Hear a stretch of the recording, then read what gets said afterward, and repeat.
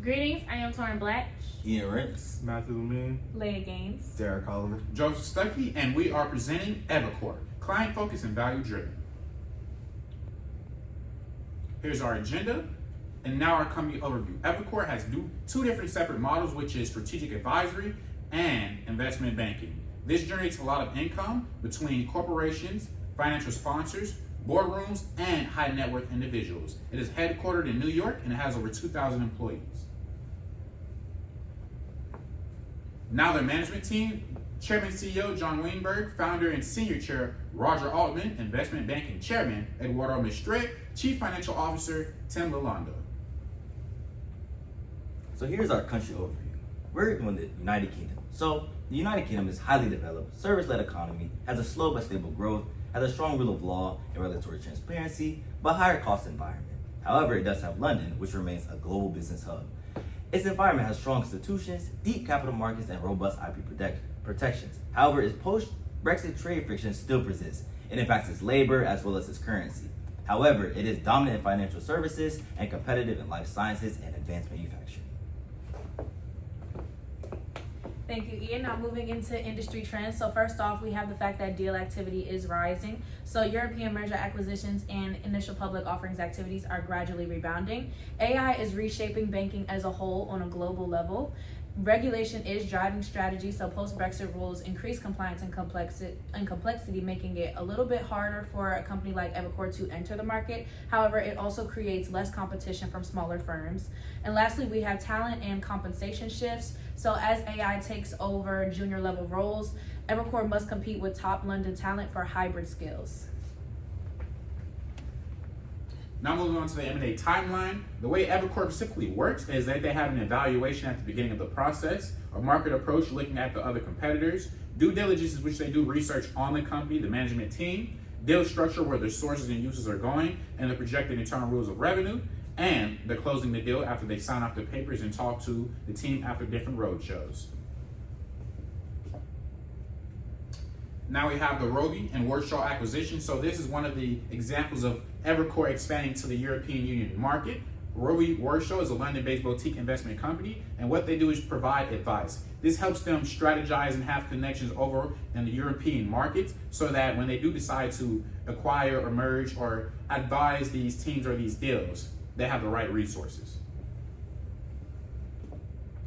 Now looking deeply into the competitors. In the US, their main competitors are giant bulge bracket banks such as Goldman Sachs and JP Morgan Chase.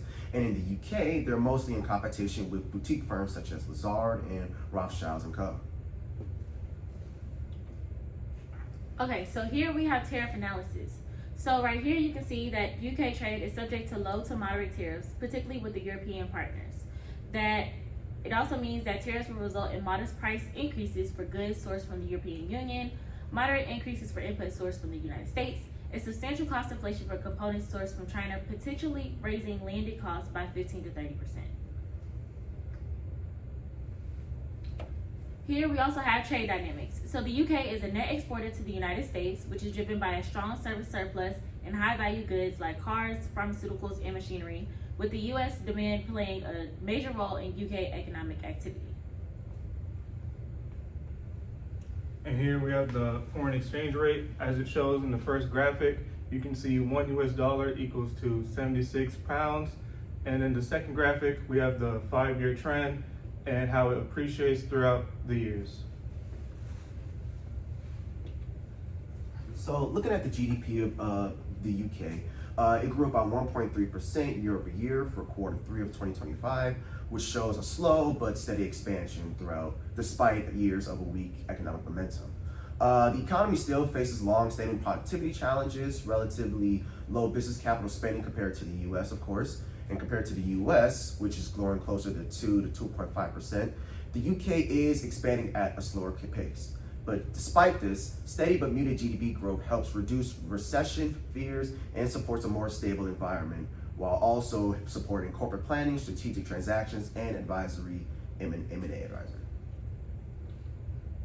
Looking at inflation, the UK's inflation is about 3.8% year over year, which is definitely still above the Bank of England's 2% target. The UK's inflation rate is slightly above that of the US's, which is near 3%, partly because the UK is more exposed to imported energy and food price swings. Looking at unemployment, which is roughly around 5%, this indicates that the labor market is finally cooling after years of tight conditioning. Looking at the industry analysis, the size and outlook of UK investment banking is valued at approximately $13.8 billion in 2024 and is projected to grow about $35.4 billion in 2035. The structure is divided between universal banks that offer lending, underwriting, and advisory services.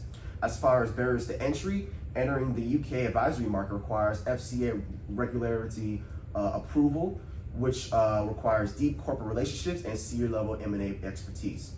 Evercore benefits from a pure advisory model that aligns with the UK's demand for independent strategic guidance. So here we have the risk and opportunity for Evercore entering the UK. So of course you have your regulatory complexity, you have political and trade uncertainty, culture and client expectation differences, and supply chain and FX exposure.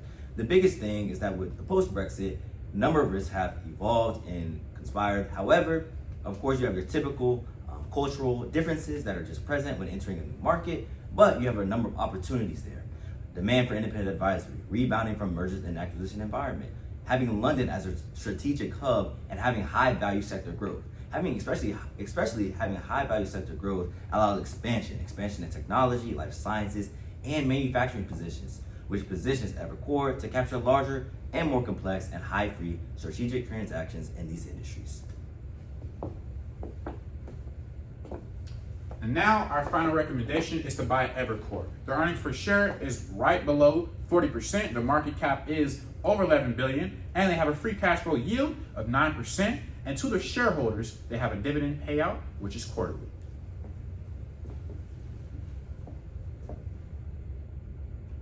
Thank you.